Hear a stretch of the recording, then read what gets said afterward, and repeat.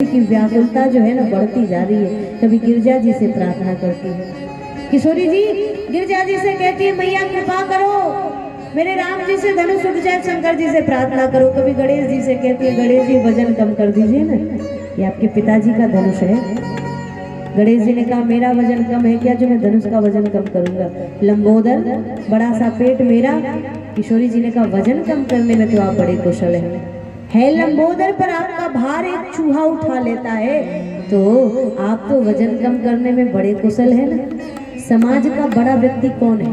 बोले जिसका भार छोटा से छोटा व्यक्ति भी उठा ले, समझ लेना वही बड़ा है। ऐसा बड़ा होना किस काम का? बड़े बड़े लोग मिलके भी हमारी व्यवस्था संभाल ना पाए, ऐसे बड़प्पन से क्या लाभ? आम का पेड़ जब उसमें कुछ नहीं रहता महाराज खड़ा रहता है, और भरते ही बोले डाली झुक जाती है। बड़प्पन का मतलब यही है। धनुष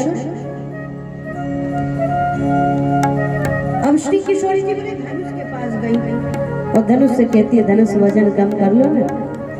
धनुष ने कहा क्या बात करती हो, भरी सभा में कोई वजन कम करता है, मैं वजन कम कैसे कर लूं? बोले अरे देखो तो सही तुम्हारे पास कौन आ रहे? बोले राम जी आ रहे, तो कम से कम राम जी को देख करके तो वजन कम कर लो।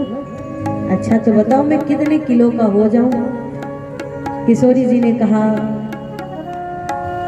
अब तुम सोचो कितने किलो के हो तुम होगे। धनुष ने कहा 2 किलो का हो, क्या राम जी उठाएंगे मुझे? किशोरी जी ने कहा नहीं। 1 किलो का हो जाऊं राम जी उठा लेंगे? किशोरी जी ने कहा नहीं। आधे किलो का हो जाऊं? नहीं। चलो 250 ग्राम का हो जाता हूं, उठा लेंगे राम जी? नहीं नहीं। अच्छा चलो मैं 100 ग्राम 50 ग्राम का हो जाऊं, राम जी उठा लेंगे? किशोरी जी ने कहा ये सब मुझे नहीं पता, मैंने राम जी का दर्शन जिस समय किया ना पुष्प वाटिका में, 1 दोना फूल हाथ में था और माथे पे पसीना था।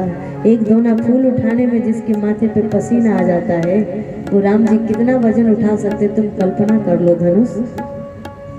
ये तो श्री किशोरी जी का भाव है, लेकिन राम जी में जो ऐश्वर्यता है, राम जी में जो पराक्रम है, उस पराक्रम के लिए किसी से प्रार्थना करने की आवश्यकता नहीं है।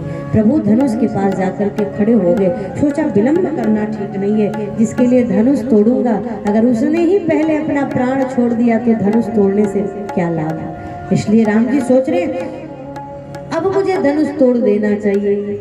गोस्वामी जी वर्णन कर रहे हैं धनुष तोड़ने से पहले पुनः श्री राजवंश सरकार ने अवध भूमि को स्मरण किया, माता पिता को प्रणाम किया, सरयू महारानी को प्रणाम किया, गुरु वशिष्ठ जी का ध्यान किया, विश्वामित्र जी को पुनः प्रणाम किया, और बोले राम जी धनुष के पास अब सिंह की भांति खड़े हैं, दिव्य प्रकाश पुंज हुआ है, संत भक्त प्रसन्न हो रहे हैं। जनक जी देख रहे हैं क्या होने वाला है, ऐसा लग रहा है अब मेरा मनोरथ सफल होगा, अब मेरी प्रतिज्ञा पूरी होगी। लखन लाल जी उठे और उठ करके अपने चरणों से लखन लाल जी ने धरती को दबा लिया, कहीं ऐसा न हो कि आनंद में उत्साह में धरती मेरे माथे से गिर जाए, क्योंकि धरती मेरे माथे पे ही है। सो चरणों से दबाया लखन लाल जी ने भूमि को, और बोले अब लखन लाल जी कहते प्रभु कृपा करिए, अधिक विलंब करने की आवश्यकता नहीं है। बोले गौ ब्राह्मण की रक्षा के लिए, सनातन धर्म की रक्षा के लिए, श्री किशोरी जी के साथ संबंध जोड़ने के लिए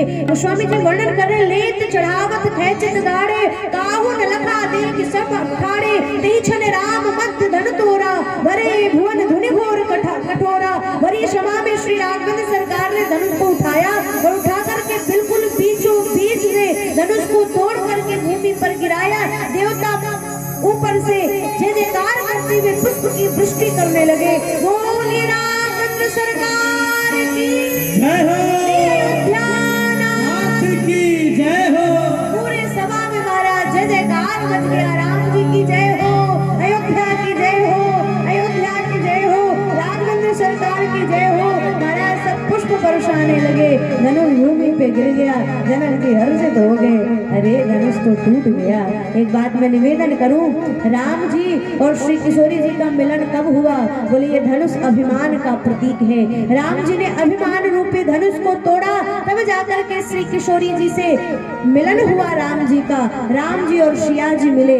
ऐसे हमारे समाज में एक बहुत बड़ा कुप्रथा है, एक बहुत बड़ा धनुष है, जिसको महाराज बड़े बड़े लोग मिलकर के तोड़ नहीं पा रहे हैं, जिसके कारण वास्तविक सीता का मिलन वास्तविक राम से नहीं हो पा रहा है। वो धनुष क्या है? बोले महाराज दहेज रूपी धनुष।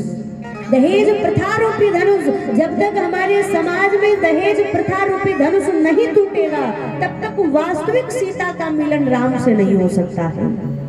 इसलिए कथा सुन करके ये संकल्प करिए कि हम आप सभी मिलकर के दहेज प्रथा रूपी धनुष को तोड़ करके सीता को राम से मिलाएंगे।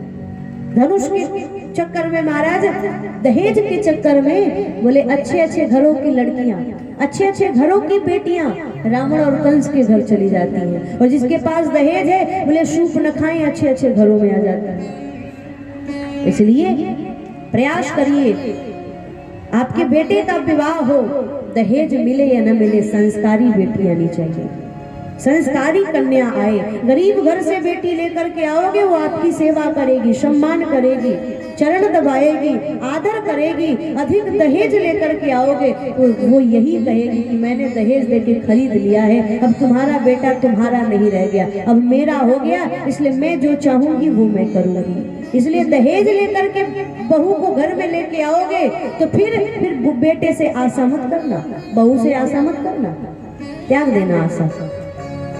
प्रयास करिए गरीब घर की कन्या आ जाए, दहेज के चक्कर में मत पड़िए। दहेज के चक्कर में महाराज एक पिता को कितना मेहनत कर, दहेज के चक्कर में आजकल भ्रूण हत्या होता है, गर्भ में बेटियां मारी जाती हैं। क्यों? बोले दहेज के चक्कर में। पिता को बोले बेटी को जन्म देने से पहले ही माँ को चिंता हो जाती है कि ये धरती पे आएगी, बड़ी होगी, बड़ी होने के बाद विवाह करने के लिए संपत्ति हमारे पास है नहीं, इसलिए गर्भ में इसको मार दो। भ्रूण हत्या के पीछे सबसे बड़ा कारण ये दहेज है। अगर दहेज प्रथा हमारे समाज में हो तो शायद भ्रूण हत्या नहीं होगी, गर्भ में कन्याएं नहीं मारी जाएगी। इसलिए प्रयास करिए कथा सुन करके कुछ यहाँ से सीख कर, कुछ यहाँ से लेकर जाइए, कुछ यहाँ त्यागिए और कुछ यहाँ से लेकर के जाइए। राम जी ने धनुष तोड़ दिया, अभिमान के प्रति धनुष का खंडन किया है राम जी ने। सब प्रसन्न है। धनुष से पूछा गया, धनुष क्या तुम प्रसन्न हो? बिल्कुल प्रसन्न हूँ। राम जी ने तुम्हें तोड़ दिया, इस बात का कष्ट नहीं है? धनुष ने कहा मैं बड़ा खुश हूँ, जब तक मैं जुड़ा था मैं दो को तोड़ता था, पर आज टूटते टूटते मैंने दो को जोड़ दिया, इसलिए टूटने का कोई गम नहीं है। आज टूटते टूटते मैंने राम सिया को जोड़ दिया, आज टूटते टूटते मैंने अवध मिथिला को जोड़ दिया, आज टूटते टूटते मैंने दो परिवार को जोड़ा है, दो दिलों को जोड़ा है, दो राज्यों को जोड़ा है, इसलिए मेरा टूट जाना ही अच्छा है। धनुष प्रसन्न है, लेकिन कलुषित विचार वाले राजा बोले उदास है। और जनक जी के आनंद का सीमा नहीं है। जनक जी तो प्रेम से कह रहे हैं, रघुबर ने धनुहिया तोड़ दिया रे, रघुबर ने धनुहिया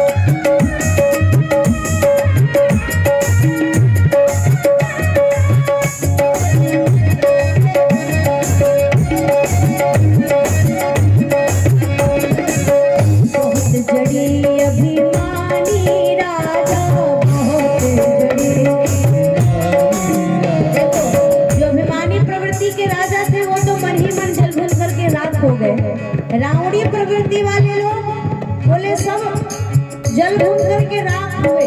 उनके मन में बड़ा क्रोध आया राम जी के प्रति, लेकिन जो मिथिला वाले थे वो तो खुश होकर के नाचने लगे, ताली बजाने वाले। यहाँ भी जो मिथिला वाले होंगे वो ताली बजाएंगे, लेकिन जो दशानन की ओर से होंगे, जो लंका वाले होंगे वो नहीं बजाएंगे। रावणी प्रवृत्ति वाले तो नहीं बजाएंगे, लेकिन जनक जी के घर वाले सब बजाएंगे ताली सेवा करते हुए। राम जी ने धनुष तोड़ा।